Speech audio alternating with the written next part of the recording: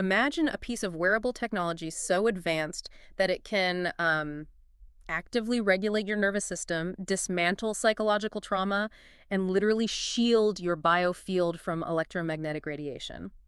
And now, imagine that this exact same piece of tech is, well, it's actually over 100,000 years old. Yeah, and there is a very high probability that you have it sitting in a jewelry box in your bedroom right now, which is just wild. It really is. I mean, welcome to the deep dive. Usually when you talk about like a beaded bracelet or a necklace, the conversation starts and stops with fashion, really. Right, exactly. You just pick out a stone because it matches your outfit or, you like the color, and that's pretty much it. But today, our mission is to completely shatter the illusion that crystal beads are just these pretty decorative baubles. Because we are stripping away the aesthetics entirely here. We're looking at this through the lens of ancient structural geometry and, honestly, metaphysical engineering. It completely flips the script on how we view the things we interact with every single day. Oh, totally. We tend to think we are at the absolute pinnacle of technological advancement right now, but we just overlook the ancient engineering right in front of us. We really do. So on the table today, we have two incredible sources that honestly blew my mind. First, there's this highly technical manuscript titled The Metaphysical Architecture and Healing Power of Crystal Beads. And because theory is only as good as its practical application, we're also pulling from the practitioner notes of an expert source known as Crystals by Rob. Right. And I can promise you, whether you are a hardline skeptic who only trusts physics or, a dedicated spiritual seeker, the sheer mechanics of what we are about to uncover will completely change how you look at the stones you wear. Okay, let's unpack this. Because the manuscript doesn't even start by talking about healing properties. No, it starts with pure geometry. Right. Because to really understand what a bead does for the human body, you have to look at its fundamental physical shape. The text argues that a bead is actually this marriage of two very distinct, incredibly powerful geometric forms. So first, you have the outer shape, right? The sphere. I was reading that section, and it kept emphasizing how the sphere is the most perfect, stable shape in the known universe. But I mean, what does that actually mean for the energy of a crystal? Why not just wear a cube? Well, think about a cube. A cube has sharp angles. It has beginnings and ends. Energy hits a corner and stops, or, it refracts aggressively. Oh, I see. But a sphere has no beginning and no end. When a raw crystal is carved and polished into a perfect sphere, the text explains that its energetic emission becomes completely omnidirectional. It sits in a state of perfect tension, basically radiating equal energy in all directions. The manuscript refers to this as a passive toroidal waveform. Okay, hold on. For those of us who aren't quantum physicists, what exactly is a toroidal waveform? Are we basically talking about a donut shape? Yeah, essentially. Think of it, an invisible energy donut, yes. Yeah. Picture a magnetic field that flows out from the center, curves up and around the outside, and pulls back into the bottom center, just endlessly looping. Wow. That's a torus. In a solid crystal sphere, that field is perfectly balanced. But as the text points out, it's passive. It just sort of hums quietly. Right. And that's where the second geometric shape comes in, the cylinder. Because a sphere is just a marble until you actually drill a hole through it. Exactly. And that mechanical act of drilling the hole completely alters the physics of the gemstone. The central cylinder represents the masculine principle of, linear focus and kinetic acceleration. Wait, so by drilling it... You are literally creating a vacuum, a channel of empty space, right through the core of that perfectly stable sphere. I was trying to visualize this while reading, and it immediately made me think of a modern jet engine. Oh, that's a great way to look at it. Right. Because think about how a jet engine actually works. It takes ambient, scattered air from outside, pulls it into a perfectly designed, highly pressurized central cylinder, and forces it out the back to create massive directional thrust. Based on the manuscript, it sounds like the bead is doing the exact same thing, but with scattered life force energy. What's fascinating here is that is a phenomenal analogy. Energy enters one end of the bead, gets compressed as it passes through the dense mineralized walls of the cylinder, and exits the other side with amplified velocity. Wow. It creates a continuous self-sustaining loop. The passive energy donut of the outside sphere is suddenly being actively fueled by the kinetic engine of the inside channel. The manuscript literally calls it a miniature cosmic particle accelerator, which is just, it's crazy. And there's this incredible insight in the notes from Crystals by Rob. The notes describe a loose, undrilled crystal as a gentle whisper from the earth. Yeah, I love that phrasing. Me too. But the moment it is pierced, a crystal bead becomes a firm handshake from the primordial structural matrix. It's no longer just sitting there, right? It's capturing scattered energy and spinning it into a highly resilient personal shield. And when you start to comprehend the sheer mechanical power of that geometric engine, it raises a fascinating question. Did our ancient ancestors figure out how to harness this millennia before modern science even had words for particle acceleration? Well, I was looking at the history section of the manuscript, and it completely reframed my understanding of ancient jewelry. Because it turns out beads are the oldest recognized form of human symbolic expression. We are talking over 100,000 years old, dating back to the Paleolithic era. Right. They weren't just discovering fire and making spearheads. They were experimenting with structural energy management. Yeah. The text spent a whole chapter on ancient Egypt, mentioning these elaborate lapis lazuli and carnelian collars called the mekhet. And I always assumed pharaohs wore that stuff just to show off how rich they were, just pure status symbols. Well, that is the common modern assumption, but the literal translation of Mekhet is protectors. Protectors, wow. The text explains that the high priest deliberately used the central channel of the beads to thread highly conductive metals, like silver or gold, straight through them. They were creating a continuous, closed-circuit energetic web around the pharaoh. To shield them from psychic poison, right? Right. Like an ancient energetic armor. But the part that really stopped me in my tracks was the section on Vedic India. Oh, the Japa Mala? Yes, the sacred string of 108 beads. I've seen people use them to count prayers, but the manuscript says it was actually a highly technical biological interface. The Vedic seers were light years ahead of their time. The manuscript details how the physical friction of a person rotating each bead between their thumb and middle finger actively triggered the piezoelectric properties of the crystal matrix. Okay, I have to pause again because piezoelectric properties are a pretty heavy term. Can you break down what that actually means in plain English? How does rubbing a bead do anything? Sure. So piezoelectricity is a real, measurable scientific phenomenon. It's the ability of certain solid materials, especially quartz crystals, to generate an electrical charge in response to applied mechanical stress. Really? Just from stress? Yeah, it's the exact same technology that makes a modern quartz watch tick. The battery sends a small shock to the quartz crystal. The crystal vibrates at a precise frequency, and that keeps the time. So by pressing their fingers into the bead, they were physically squeezing the crystal structure and generating a literal electrical spark. Precisely. And they were chanting while doing it. Right. So the friction generated the electrical charge. The central channel absorbed the sound frequency of the mantra, amplified it through the spherical mass, and shot that electrically charged sound wave straight down the meridian network of the fingers, directly into the central nervous system. That is just staggering. We think of the Apple Watch as the absolute peak of wearable tech. It tracks our heart rate, it manages our biodata. But based on this breakdown, the ancient Egyptians and the Vedic seers were essentially wearing complex, functioning, energetic circuitry that actively reprogrammed their biology. They were. They were utilizing what the text calls the archetype of continuous integration. Continuous integration. The physical assembly of a beaded necklace represents a profound cosmic law. Nothing in life, and nothing in your own nervous system, operates in total isolation. Everything must be connected to function properly. Which brings up a really crucial transition, I think. We've established that this is ancient physical circuitry. But how does a geometric shape actually translate to the modern mind? Like, how does a bead heal the human emotional body? Because the manuscript makes some big claims about trauma. It connects right back to that idea of continuous integration. When you look at how the modern human mind handles acute trauma or grief, our primary psychological survival strategy is to compartmentalize. Right, just push it down. Exactly. The ego takes that painful experience, wraps it in a wall of defense, and hides it away in a dark corner of the subconscious. And over time, those isolated islands of trauma calcify. Right. They harden. And they cause chronic anxiety, emotional numbness, and a massive resistance to any kind of change, because your internal landscape is completely walled off. The analogy that came to my mind while reading this is a severely fragmented computer hard drive. Oh, that's interesting. Yeah, like if you have a computer that's been running for years, you get all these corrupted files and memory packets scattered across different hidden sectors, and eventually the entire system slows down to a crawl because nothing is communicating efficiently. That is a brilliant way to conceptualize it.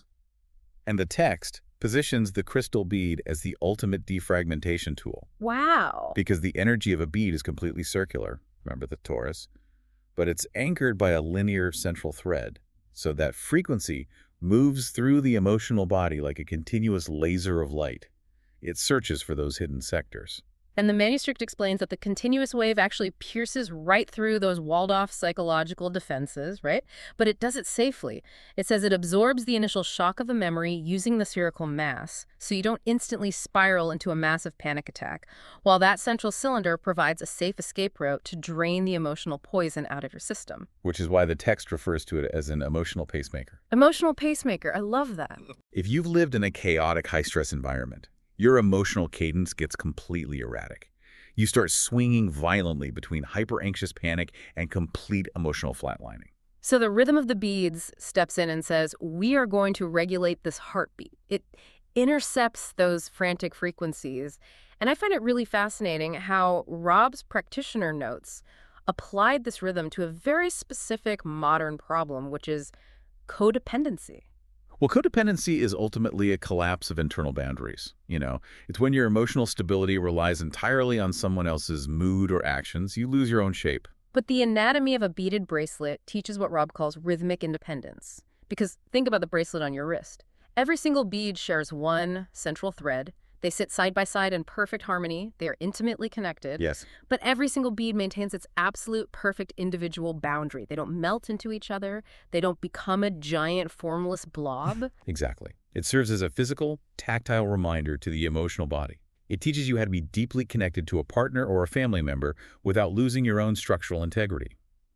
Rob specifically recommends this geometry for people going through the dark night of the soul, those periods of profound internal collapse. He notes that during those times, you don't just need a shiny stone that artificially tells you everything will be okay. You need a strong, silent mentor that forces you to do the hard work of organizing your inner life. And the bead is that mentor. Now, once that internal emotional hard drive is defragmented and organized, the manuscript takes a bit of a turn. It explains that the bead's geometry pivots. It stops working solely on the inside and becomes an external shield to protect the newly organized energy. The surge protector for the subtle bodies. This section gets highly metaphysical, specifically talking about the aura. It introduces a term I had never heard before, etheric encysments. Let's break that down because it's important. In esoteric anatomy, your aura is the electromagnetic field surrounding your physical body. The text argues that unresolved emotional crises don't just stay in your head, they solidify into dense, localized trauma packets in that field. So like energetic tumors. Yes, think of them as energetic tumors or auric scar tissue. Those are etheric encystments. They block the natural flow of your life force. And the bead acts as an energetic scalpel. It emits these localized, highly focused pulses from the central channel that slice through the protective walls of those cysts, breaking up the stagnant energy. While simultaneously acting as an etheric sealant. A lot of highly empathetic, sensitive people walk around with porous auras. Their fields are full of micro-tears where their own vital energy leaks out and the chaotic energy of the world seeps in. The text states that the silica layers within the crystal act like a high-grade spiritual clear coat, sealing up those auric boundaries. Okay, I have to play the skeptic for a minute here because this is where the text makes a claim that really made me raise an eyebrow. It states that bead-shaped crystals neutralize modern artificial electromagnetic frequencies like EMFs, Wi-Fi, 5G networks. I mean, come on. How does a literal rock sitting on my desk actually create a physical barrier against a digital Wi-Fi signal? It just sounds a bit like pseudoscience. It's a very valid hesitation, really. And if it were just magic, it would be easy to dismiss. But the manuscript addresses the actual mechanism, and it comes down to mineralogy. Have you ever wondered why modern computer microchips and tech infrastructure rely so heavily on silicon? Because it conducts and manages the data? Exactly. Silica is a master oscillator and transmitter of frequency. The text points to the dense microcrystalline structure and the rhyolitic composition of these stones. Rhyolitic simply refers to a type of volcanic rock that is extremely rich in silica. We know that artificial technology produces aggressive, jagged, unnatural waveforms that cause cellular stress and distort the human biofield. So, because the crystal is packed with silica, it's essentially speaking the same structural language as the technology. Yes. It doesn't throw up a magical invisible wall. It acts as a highly efficient physical buffer. Because of the spherical tension we talked about earlier, it absorbs those chaotic electromagnetic waves and physically refracts them, breaking them up before they can deeply penetrate your biofield. Oh, wow. Yeah. By refracting that jagged tech energy, it allows your body's natural torus spin to remain anchored and undisrupted. Okay, when you explain it as wave interference, that makes a lot more sense. Rob's notes actually call a strand of beads a surge protector for the soul, allowing you to handle massive amounts of spiritual and environmental voltage without letting your physical nervous system blow a fuse. Which brings up, the most important question for anyone listening. How do you actively harness this massive geometric power in your highly demanding, practical daily life? Right, and the text introduces this concept of the great connector. Rob's practitioner notes emphasize that most people in the modern world fall into one of two categories of imbalance. Either they are top-heavy, meaning they are totally stuck in their heads, battling chronic anxiety, and completely disconnected from their physical bodies, or they are bottom-heavy, meaning they are entirely bogged down by material stress, financial worry, and the exhausting daily grind. And the central alignment of the bead provides the remedy for both. Yeah. It acts as a fiber optic bridge. In yogic anatomy, it activates what's known as the Sushumna channel. Sushumna. Yes, the Sushumna channel. This is the central energy highway of the body. The bead creates a direct communication line between the intuitive, high-frequency data of the third eye straight down into the earthly, grounding hard drive of the root chakra. It forces the spiritual and the material to finally talk to each other. And as it connects these chakras, it aligns you with a concept the text calls the law of infinite circular momentum. I found this to be such a relief for anyone who occasionally feels like they're totally failing at their personal growth. Oh, definitely. If we connect this to the bigger picture, we have a tendency to think of spiritual evolution as a straight upward line. So when an old trigger pops up or a fear we thought we conquered comes back, we feel utterly defeated. We think we've regressed. But the spherical shape of the bead is physical proof that you are meant to circle back. Evolution is a spiral. Returning to an old lesson doesn't mean you failed. It means you have completed a rotation and you are arriving at that exact same coordinate again, but from a higher dimension of wisdom. You aren't going backward, you are spiraling upward. And to help anchor that upward spiral into our daily routines, the manuscript provides incredibly specific, actionable protocols. One that stands out is the abundance and stability grid. Yes. If you are facing a chaotic corporate crisis or, your office environment is just toxic, the text says to take a single crystal bead and place it in the exact center or the north quadrant of your desk. Then you surround it with 4 outward-pointing clear quartz points. The geometry creates a stabilizing field that cuts right through office anxiety. It anchors the space. Let me ask you this, though. Is it going to stop my boss from sending me panic-driven emails at 4:00 p.m. on a Friday? Well, it might not stop the email from hitting your inbox, but the stabilizing field is designed to stop you from making a panic-driven reactive decision when you read it. It acts as a grounding anchor for your own nervous system amidst their chaos. I love that. Now, the text also outlines a protocol for extreme physical exhaustion, which it calls the indirect gem essence protocol. It's a method for capturing the vibrational frequency of the crystal in water to accelerate cellular regeneration. But, and I need to yell this, wait, stop right there. I have to interrupt before we explain how to do it because the manuscript has a massive bolded safety rule right here, and it is absolutely non-negotiable. It is a critical warning. You can never, ever put complex minerals directly into your drinking water. Absolutely not. No chemical leaching. A lot of these beautiful stones contain copper, aluminum, or complex inclusions that are incredibly toxic if consumed. You cannot just drop a polished rock into your water bottle and drink it. So knowing that, how does the indirect method actually capture the frequency if the stone never physically touches the water? It relies entirely on vibrational transfer, utilizing the principles of wave frequency we discussed earlier. The protocol instructs you to place the dry bead crystal inside a small, completely sealed glass vial.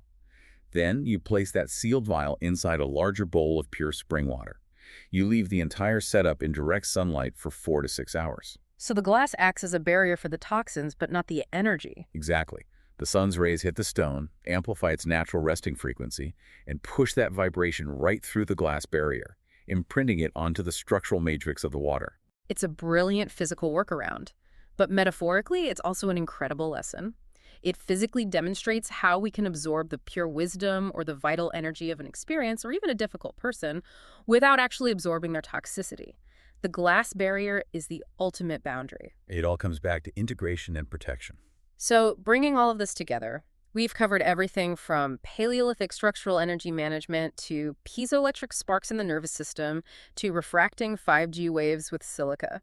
So, what does this all mean? The next time you look down at a beaded bracelet on your wrist or you see one in a store, realize you are not just looking at a fashion statement, you are looking at a 100,000-year-old cosmic engine. You are wearing a defragmentation tool for your emotional hard drive. You are holding an energetic surge protector. As Rob's notes perfectly summarize it, this is the executive's design for building a deeply focused, iron-willed life. And most importantly, for you, the listener, I hope this knowledge serves as a profoundly practical tool. It is specifically designed to stop you from feeling so fragmented and overwhelmed by the world.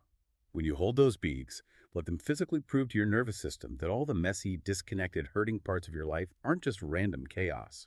They are individual nodes, beautifully and intentionally strung together on the sacred timeline of your own evolution. It's the ultimate reminder that you are held together. But, there's one last thing that the manuscript hints at, something that I keep coming back to as we wrap this up. We've spent this entire deep dive talking about the solid mass of the sphere, the heavy rhyolitic minerals, and the sheer velocity of the central cylinder. We've talked entirely about the physical stone, but think about the invisible, empty space inside that central channel before the string is ever passed through. Before it's worn or used for anything, it's just a void, a perfect, unbroken vacuum. And maybe the greatest spiritual lesson of the bead isn't about the solid crystal at all.